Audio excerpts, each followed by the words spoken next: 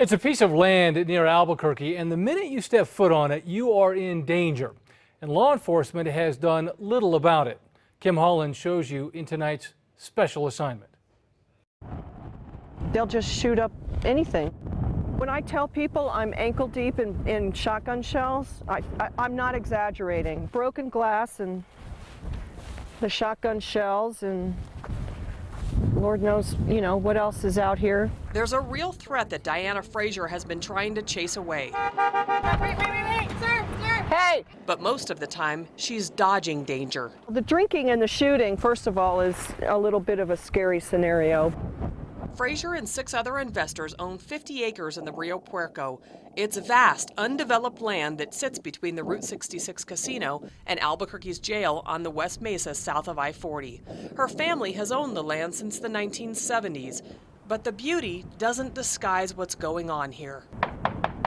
Over the years, she's had hundreds of unwanted visitors, people who wrongly believe this is public land or just don't care who owns it.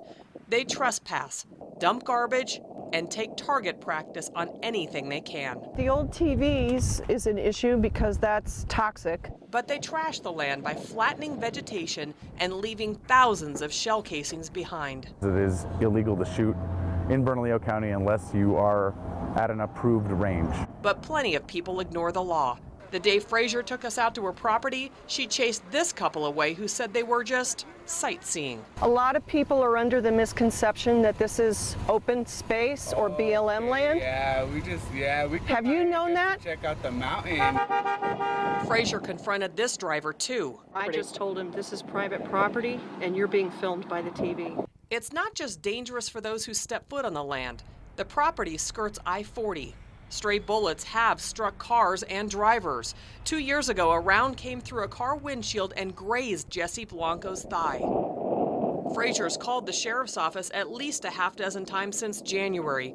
They've only come out once. I was out here in March and we waited 2.5 hours for the sheriff to show up. She wonders why sheriff's deputies don't do more. The place where they're doing it is not a legal place to shoot. Captain Justin Dunlap says they handle calls based on priority, and this is not a high priority.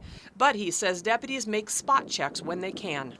Sometimes people see us and leave, and sometimes they don't. There's a fair amount of people that just don't know that what they're doing out there is against the law. Frazier says she's posted no trespassing signs before, but they've been shot up or stolen.